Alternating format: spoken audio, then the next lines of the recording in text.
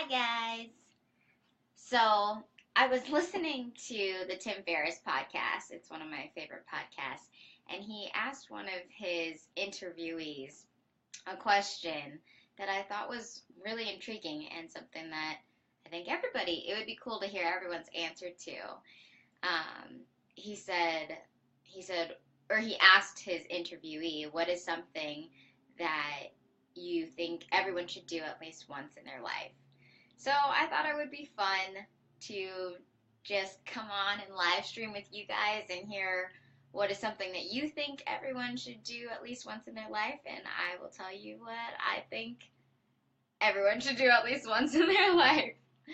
Oh, by the way, I can't actually see that far, so if anyone writes comments when I do this, that's because I can't see my computer.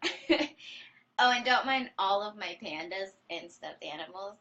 I'm just in my room, and honestly, I was like, I haven't talked to people in a while. I will come on and say hello. Oh, someone says something. Keep up the great work. Thanks, Andrew. Um, and yeah, and just talk to you about this because I thought it was a really cool question to think about. So, when I first started thinking about what my answer would be to that question, there have been so many fun things in my life. Like I've been able to travel to really cool places like Japan and New Zealand and Iceland and all over Europe. And I think traveling is definitely something um, that people should do just to get outside of their comfort zone, to see different cultures, to learn about how the world works that's different than the way that we do it here.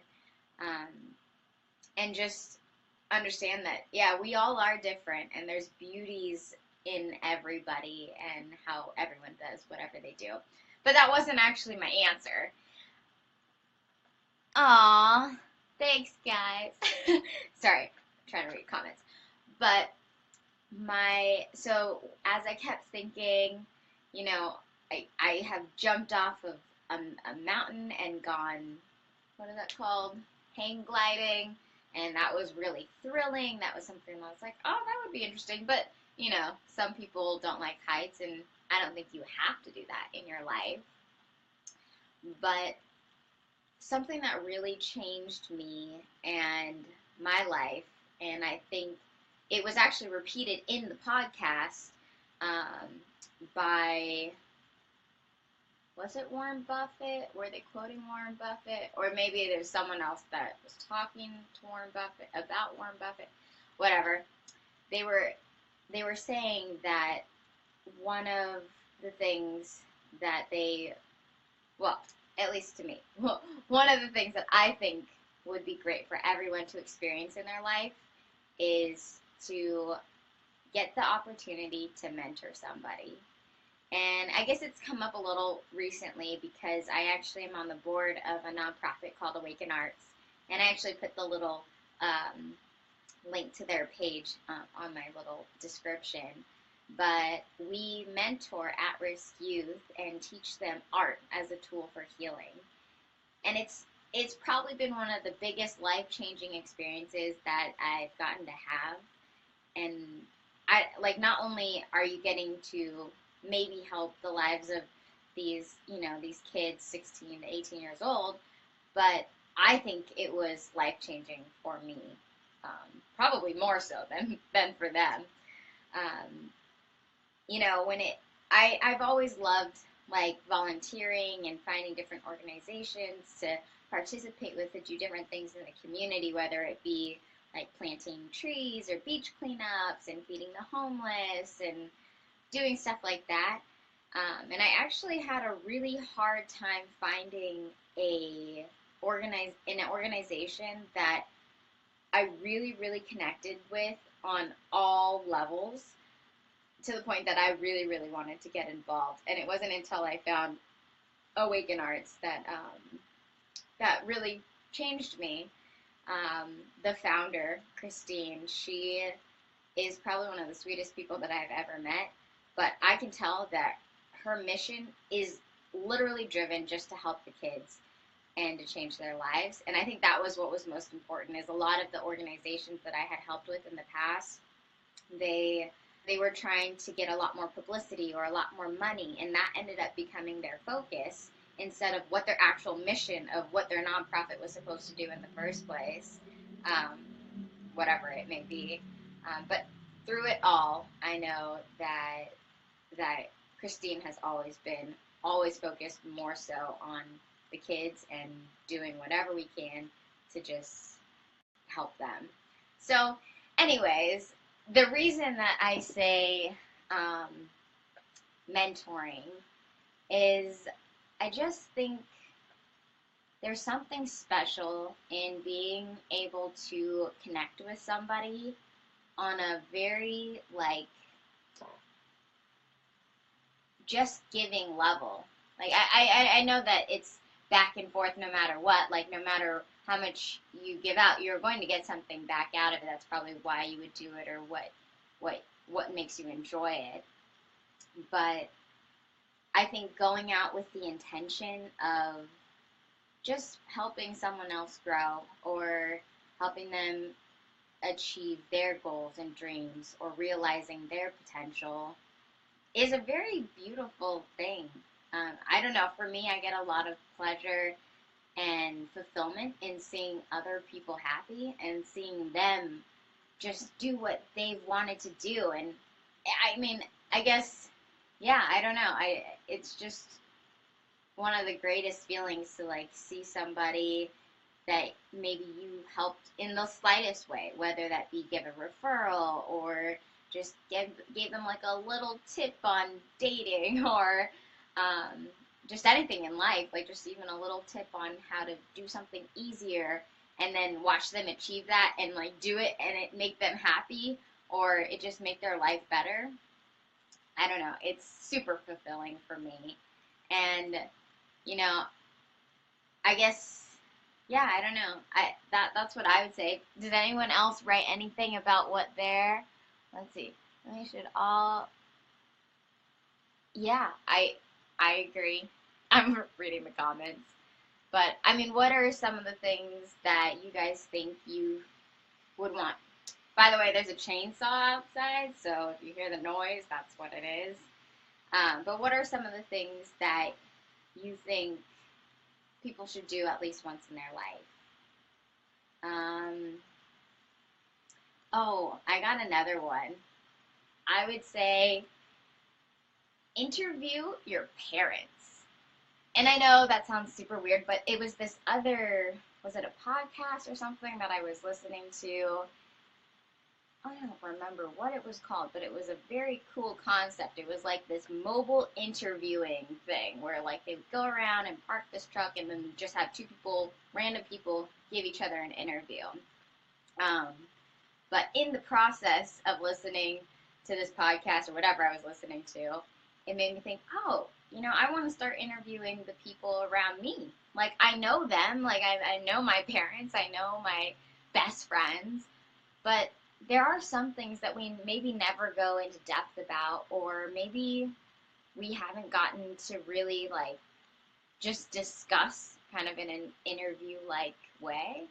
And so that's what I decided I wanted to start doing um, is starting to interview the people around me. And it's kind of a cool way to capture a moment in time and a person's thinking and point of view and perspective of the world. I mean, for me personally, I've changed the way that I've seen the world, like when I was, in college to now. I feel like I see the world very differently, and what I want in my life and what I hope for other people. It is kind of different. Like, I still think I'm, the same person for the most part, but I definitely see the world differently. So I think it would have been interesting to interview myself at that age and then have an interview of myself now and see how much I've changed. Yeah, people are saying step outside the comfort zone. I agree. Oh, but back to interviewing your parents. So the reason I say that is because I kind of started interviewing my parents. Um, and it's so fascinating, like the things that will come out. I mean, you realize that your parents, like they've been with you for a long time, your whole life. But you might not have ever asked them specific questions about their life. Like, they know almost everything that's gone on in your life, but maybe you don't know a lot about what happened to them in their life, and like what was going on in their brain, or how they view things. And to be honest, so my 95-year-old grandma, she lives in San Francisco, and she is one of my favorite people in the whole entire world. Um, and when she was probably like 92-ish, I started interviewing her because she was the last person in our family that knows how to speak Chinese. She was a picture bride in, like, born here in America, but at the age of 2, she was shipped to China with her family to be raised until she was 18. And then she was shipped back to America to be married off to this man that her father arranged for her. And it's crazy because I'm like, wow, you're still alive and that thing happened to you. But so to me, she holds a lot of our culture, and where else am I going to find that? Or where else am I really going to know or learn about it, or know about it better than from an actual source like her? And so I actually started questioning her, because I ended up writing a story in a book that's called Miso for Life, and I think my story is called As Framed by a Picture Bride. And it was a whole story about what love meant to her versus what love meant to me. Me growing up here in America with very Western ideals of this Prince Charming and this perfect person who's just going to come and sweep me off my feet and take me away to happily ever after. And she didn't have a choice to marry this person that was given to her, and she was supposed to be with them for the rest of her life. But I wish that I started interviewing her earlier, because as she got older, she lost a lot of her English, and so she wasn't able to express herself as much and as in-depthly as I wish that I could hear from her. And so, I mean, I think that'll be different for my parents because they only speak English, so I know that when they get old, they're probably still only going to speak English. But I don't want them to forget what their life, what they were thinking or what they were about. And I think it's a really cool way to preserve that relationship and that connection that you had with them at that time in your life. And who wouldn't want to have a whole interview and a little something with people that mean a lot to you? So yeah, those are 2 things that I definitely think people should do. By the way, if anyone is interested in becoming a mentor with Awaken Arts, please sign up because we need more mentors.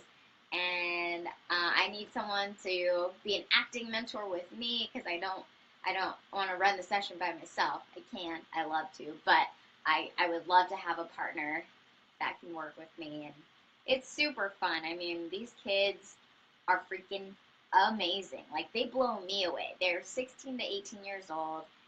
A lot of them have been through a lot in their life. They have maybe dropped out of high school or gotten addicted to drugs and alcohol, or gone to juvie, been a part of gangs. Pretty much they've had a rough upbringing, and they have all chosen to put themselves in this 6-month program where they live, eat, study, work out. They do everything at this military base for 6 months. So they get a very structured, organized, systematic way of turning their life around, I guess, and giving them a second chance. But they are all choosing to be there, which I still think is amazing because they're like taught by drill sergeants, and then they have to do push-ups if they say the wrong thing or they step out of line.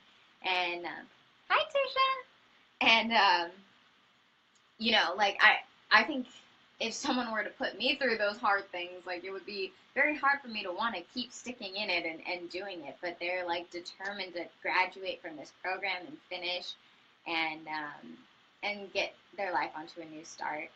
And so, anyways, like, I have learned so much from these kids just about life.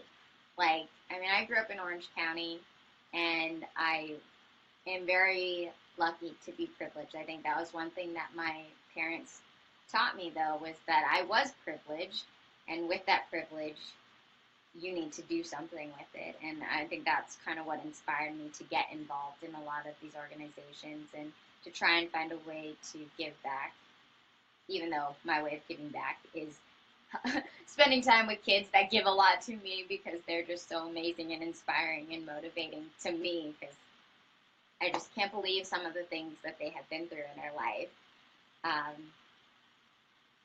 Yeah, like, I mean, there was one kid, like, one of our art projects is where we have them draw a picture of their past, and they could paint whatever they want on it. And this kid painted this big blue kind of like square and a number 5 on it and his head, you know, and then some red like polka dots. And I was like, oh, you're not supposed to tell them what they drew, but you're supposed to ask them questions about what they drew.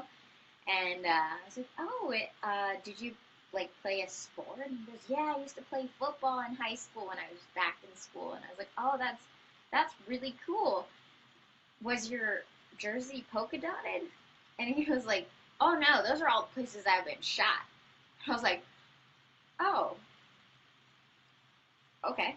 Yeah, like, that's crazy. That's crazy that, you know, that somebody that's that young has been through stuff like that and now is here in a program to get their life back on track. I'm like, praise you. I just think you're, like, amazing. I had another kid who, you know, she was addicted to meth, and she was 16, but got her 3-year-old taken away from her because of her addiction, and is trying now to get back on her feet so she can raise her beautiful little girl. And I'm like, good for you. That is good for you, you know? Because people don't have to make those choices. They don't have to choose to be better or to, they can just consider themselves victims. I mean, think about it. So, one other story. There's this kid, and he drew like a pipe and a weed flower and like a bottle of alcohol. And I said, oh, you know, what did you draw here? What does it mean to you? And he's like, oh yeah, I used to be, you know, I used to party a lot, and I used to be addicted to cocaine. And I was like, okay, I gotta ask you, where did you find cocaine? Because I have never even seen cocaine in my life. And he said, oh, I used to be a drug dealer. And I was like, whoa, you're 16. How did you become a drug dealer? And he said, oh, my dad's a drug dealer. And I thought, man, that kid had no way of, like, he was put in a situation where his environment was very hard to get him into a better, or, you know, more, I don't know, just like a situation where he wouldn't have fallen prey to that. And so he could have taken the position in life and say, hey, you know, like, I'm a victim. Like, I didn't ask to be here. I was here. You know, like, this is what I do. And instead, he said he brought himself to this facility called Sunburst Youth Academy, and he said, no, I'm turning my life around. I'm going to go to college. I'm going to get a good job, and I'm not going to continue in this cycle that I don't want to be in. And I'm like, are you kidding me? These kids are so freaking amazing. And yet I'm here trying to teach them art, like dancing or acting, because I was privileged and able to even take acting classes and dancing classes as a kid, you know. And so I'm glad that I'm able to impart some light and happiness teach them something that I've learned in my time, and they have done the same and taught me a lot of what they've done in their time. And I think both of us have grown from those experiences and from learning from each other. But it's definitely one of the most fulfilling things I have ever done in my life. You know, even if it's as simple as volunteering for like career day and talking to the kids about what you do, and just looking at their little cute little faces, just being like, I want to be this, I want to be that, you know. And I'm like, yeah, do that and be that, and don't let the world break you down, and don't let the world tell you that you can't do that, or that that's not a good career choice. I mean, being an actor, you know, I don't know how many parents are like, you should be an actor, because that comes along with an instability and unpredictability. But actually, I was talking to one of my friends just now about the question that I was posing, and he said something everyone should do once in their life is what makes them happy. And thought that was a great answer to that question, because I think sometimes that actually does get lost in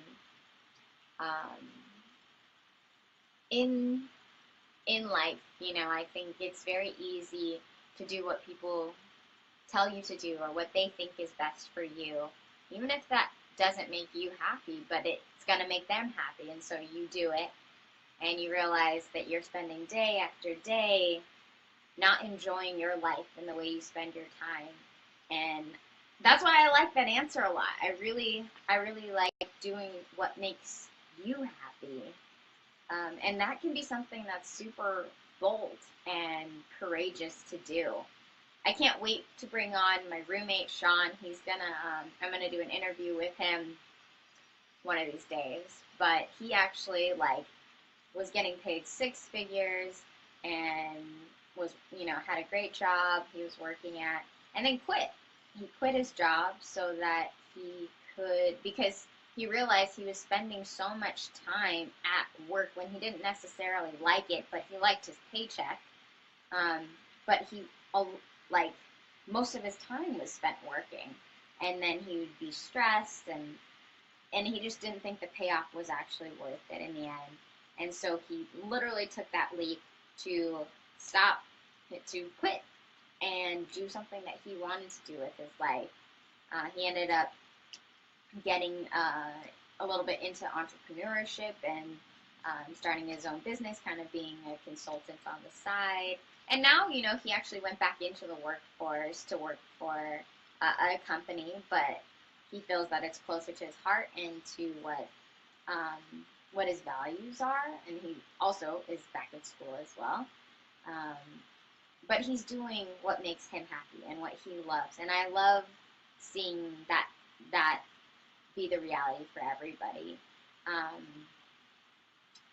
I guess that's like a wish that I hope for everyone, is that they find happiness and that they strive to live in that,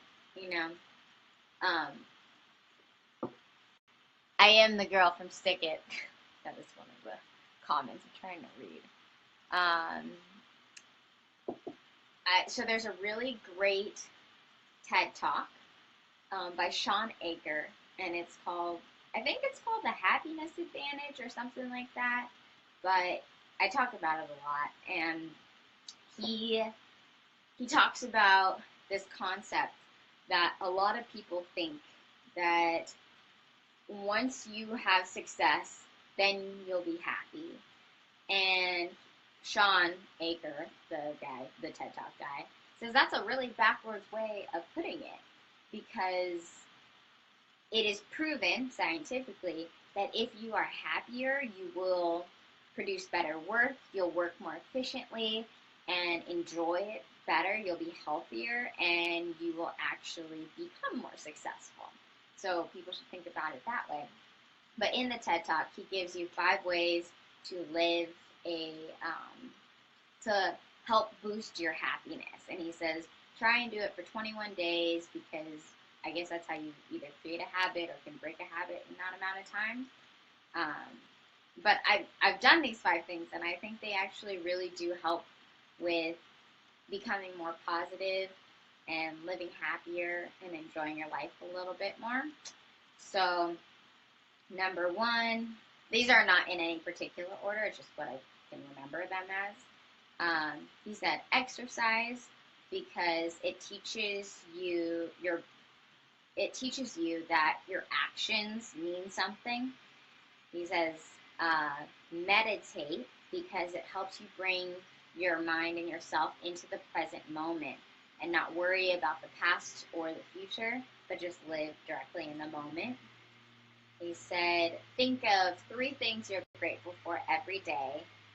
Maybe you have to write it down at the end of the night or something, but he said when you tell yourself to think of 3 things that you're grateful for, then throughout the entire day you end up trying to find things that you're grateful for. And they can be simple, you know, they can be like, I'm grateful that the sun is out today and it's not raining. Or I'm grateful that I have a phone that is mobile and I can carry it wherever I go. So first of all, I would know where I'm going and I can talk to whoever I want whenever I want. Or it can be like, I am grateful for my mom because I got to talk to her on the phone today. Whatever it is. But when you search for those things, you end up training your brain to look for the positive in the world. And yeah, I do think it makes you a happier person. So even when I'm ever when I'm stressed or when I'm having a bad day or something bad happens and it knocks me into a negative space, I just try and say to myself, what are some things that I'm grateful for? And it kind of puts my mind into a different headspace so that I'm not worrying about whatever that bad thing is that just happened. And then, let's see, exercise, meditate, 3 things you're grateful for. I know another one is at the end of the night, you're supposed to journal a good experience that happened in the day. So maybe it would be like, oh yeah, I opened the door for someone. Now, it doesn't even have to be like, it could be like, I walked by someone and they gave me this beautiful smile and it just really brightened my day. And when you write about that right before you go to sleep, you actually relive it.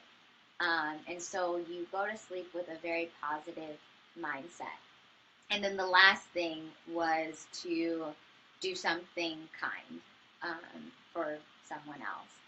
And that can be as simple as opening the door for somebody or sending a text message to someone in your network or your friends, your family, and just tell them how much you appreciate them and just say, hey, I was thinking about you and I hope you're doing well. You mean a lot to me. Thank you for being in my life. And that is just like putting out good energy into the world, and it makes them feel good and it will actually make you feel good. So yeah, I don't know where I'm going. My stories are like all over the place. But yeah, I don't know. So those are my 2 things I would say. For something everyone should do at least once in their life, it is mentor and interview your parents or interview people that mean a lot to you. But I think I'm going to go to the gym now. I don't know, I'm getting hot, so I'm going to go. But it was good talking to you guys. Bye.